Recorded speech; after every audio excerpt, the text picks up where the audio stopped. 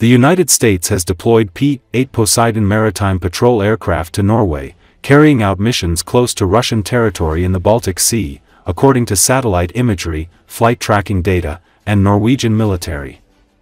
The P-8, designed for anti-submarine warfare, surface surveillance, and intelligence gathering, was photographed at Oslo's Gardermoen airport on September 23. Satellite imagery reviewed by open-source intelligence analyst Osinttechnical suggested 2 or 3 of the planes were stationed there. Flight tracking data indicated one of the aircraft flew a mission near Russia's Kaliningrad region a few days later. A spokesperson for Norway's Armed Forces Operational Headquarters told local outlet Dagbladet that several US P-8 aircraft were operating from Gardermoen to support Allied activity in Norway's surrounding areas. This happened at a time when NATO is strengthening its defenses in the Baltic region against Russian threats to undersea cables and pipelines, and suspicious drone activity in Poland, Denmark and Norway. Advertisement: the permanent deployment of US forces in support of NATO, including destroyers operating near Russia's Arctic region in late August, follows a sharp shift in US President Donald Trump's position on the Russo-Ukrainian war. Recently, he said that Ukraine can regain all the territories lost to Russia and is considering providing it with long-range cruise missiles. Recall, Kaliningrad is one of Russia's key military hubs in northern Europe, bordering NATO members Poland and Lithuania. Tensions in the region have escalated in recent weeks over suspected Russian drone activity in Poland, Denmark, and Norway, as well as concerns over undersea cables and pipelines. The deployment follows a string of NATO vigilance missions in the north. Photos released earlier this summer showed a US Navy P-8 flying out of Keflavik Air Base in Iceland as part of NATO's Baltic Sentry exercise in July, which aimed to improve the alliance's response to destabilizing actions in the region. According to Boeing, the aircraft can refuel in mid-air, allowing for long patrols across vast ocean areas. Norway and the UK also operate P-8 aircraft, in addition to the US Navy.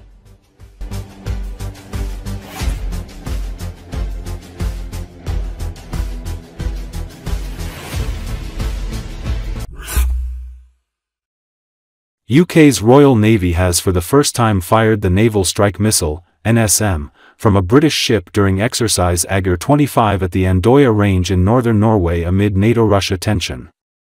The Ministry of Defence said the test took place with NATO partners Norway and Poland. Frigate HMS Somerset launched the 400 kg missile, built by Kongsberg Defence and Aerospace. With an operational range of over 200 kilometers, the NSM, an anti-ship and land attack cruise missile, is slated to replace the Royal Navy's older Harpoon system fitted to Type 23 frigates and Type 45 destroyers. The complete system weighs 400 kilograms, carries a 120 kilograms titanium-cased blast fragmentation warhead. The test firing of the missile came amid the heightened tension between NATO and Russia due to recent violations of the alliance's airspace. In the past 2 weeks, Poland, Romania, Denmark and Norway reported violation of their airspace by Russian drones. Multiple Russian drones crossing into Poland were downed by NATO fighter jets in early August. Moscow claimed the drone crossings were not deliberately. A few days later, Estonia said Russian fighter jets crossed into its airspace and remained there for around 12 minutes before the scrambling of NATO aircraft. Drones were also sighted over Nordic countries of Denmark and Norway, prompting the temporary suspension of airports in both countries. NATO announced measures to boost its defense in the Baltic region after the sighting of drones over Denmark's strategic military facilities last week.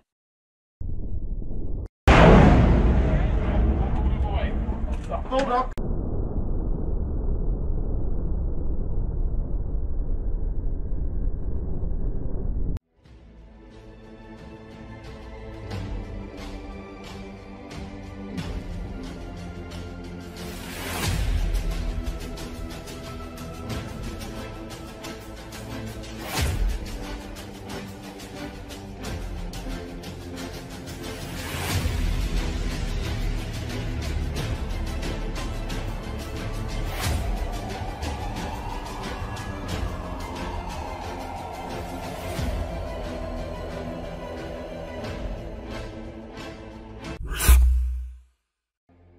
EU Commission President Ursula von der Leyen on Tuesday said the bloc has agreed to allocate €2 billion for drones technology to support Ukraine defenses. This allows Ukraine to scale up and to use its full capacity and, of course, it will also allow the European Union to benefit from this technology, the top EU official said during a press conference alongside NATO chief, Mark Rutte in Brussels.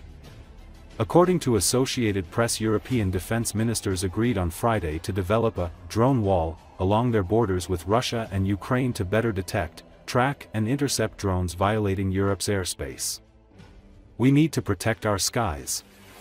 The drone wall initiative is timely and necessary, Rutte stressed.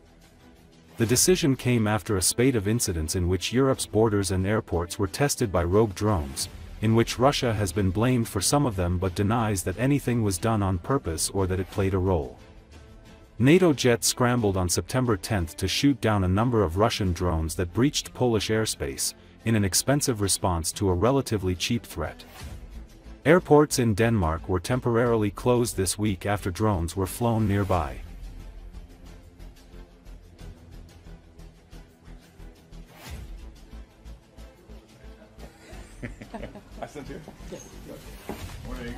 Good morning and welcome. We have the pleasure of welcoming NATO Secretary General Mark Rutte and President von der Leyen first. If we continue to believe that Ukraine is our first line of defense, we have to step up the military assistance to Ukraine. Therefore, concretely, we have agreed with Ukraine that a total of €2 billion will be spent on drones now. This allows Ukraine to scale up and to use its full capacity, and of course it will also allow the European Union to benefit from this technology. However, we need a more structural solution for military support, and this is why I have put forward the idea of a reparations loan that is based on the immobilized Russian assets. The loan would not be disbursed in one go, but in tranches and with conditions attached. And we will strengthen our own defense industry by ensuring that part of the loan is used for procurement in Europe and with Europe. Through SAVE and other initiatives to bring Ukraine to the best possible place. We have to keep our skies safe. And we have seen over the last couple of weeks what happened with the drones in Poland, the MiG-31s in Estonia, but also what is happening now in Denmark. In Denmark, we are still assessing what is behind it, but when it comes to Poland and Estonia, it's clear that it is the Russians. Still, we are assessing whether it is intentional or not, but even if it is not intentional, it is reckless and it is unacceptable. So we need to protect our skies. So the drone wall initiative is timely and necessary. Because in the end, we cannot spend millions of euros or dollars on missiles to take out the drones, which are only costing a couple of $1,000s. So we need a drone wall. Thank you. Thank you. Wish you a nice day. Thank you.